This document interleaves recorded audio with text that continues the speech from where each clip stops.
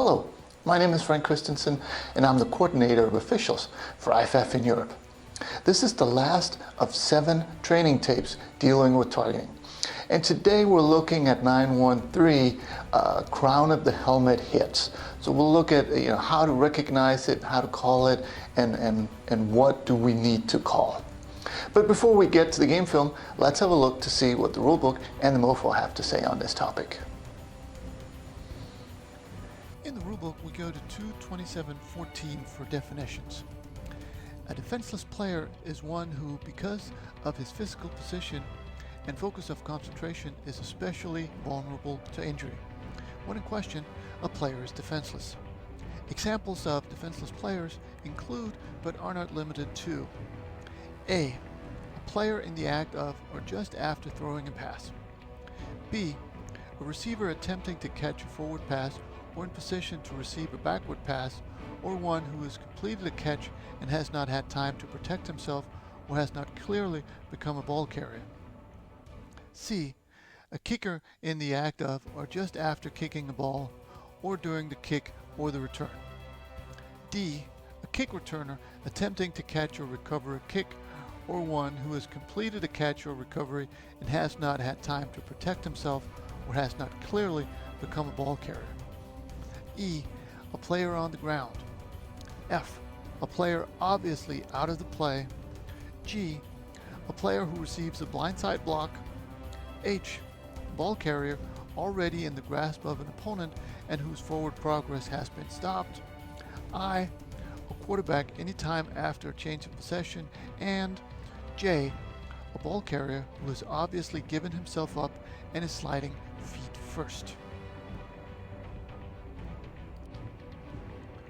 Rule 235 goes on to define targeting. It says, targeting means that a player takes aim at an opponent for purposes of attacking with forcible contact that goes beyond making a legal tackle or legal block or playing the ball. Some indicators of targeting include, but are not limited to: A, launch. A player leaving his feet to attack an opponent by an upward and forward thrust of the body to make forcible contact in the head or neck area.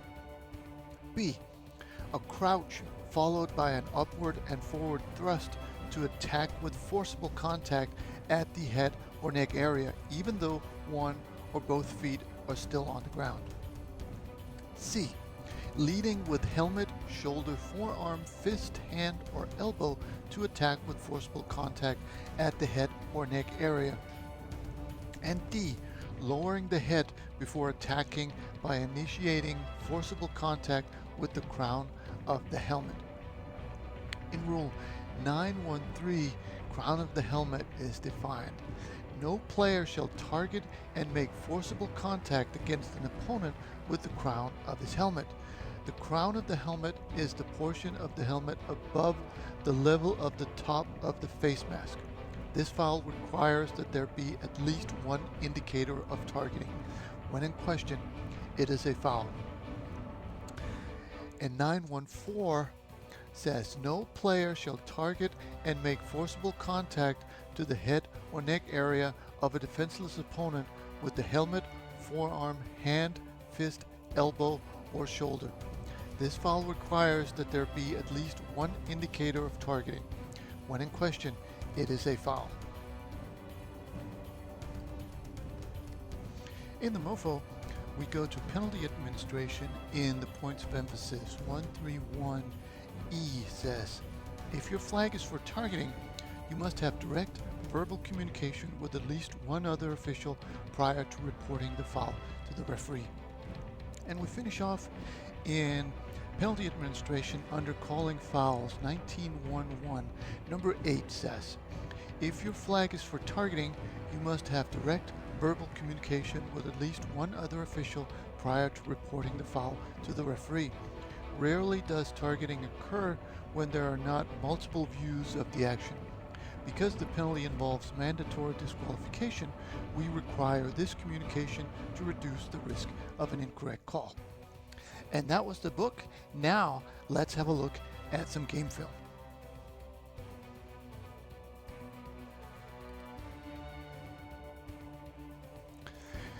In these plays, we're looking at obviously hitting with the crown of the helmet. I think here, it can't be tough to see because it happens so fast, but right there, I think you can see the guy coming in, the linebacker there. He certainly has his head down. He's leading with the helmet, and not that it's necessary in this situation, but he also hits um, forcibly to the receiver's head or neck area. But even if he came in lower than this, would still be a foul if he comes in hitting with the helmet itself. So right now we're not necessarily looking at a defenseless player.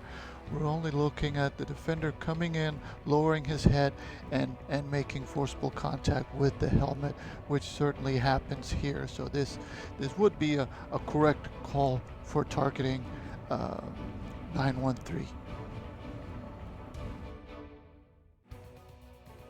So where the previous one wasn't late in itself, had it not been for the crown of the helmet, here I think we have both a late hit, and we also have a forcible hit with the crown of the helmet. Certainly, the runner's down here. He comes in with completely helmet first, and I think if you look at the runner's helmet, you can also see how that moves as a result of this forcible contact. And again, it doesn't have to be contact to the runner's head.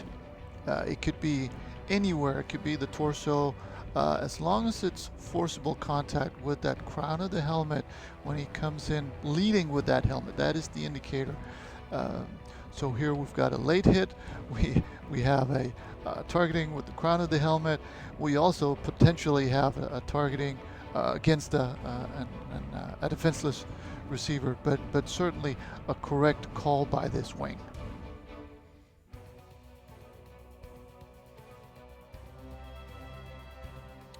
Once again, we're looking at the runner, or rather what happens to the runner. The linebacker is going to come in, or flying in, and right there he's going to make contact with the crown of his helmet, or at least enough of his helmet that this is a targeting. And again, we have the defenseless player, we have forcible contact to his helmet, so that is also a foul, but we also have the forcible contact with the crown of the helmet. So this is a correct call, whether you call 913 or 914.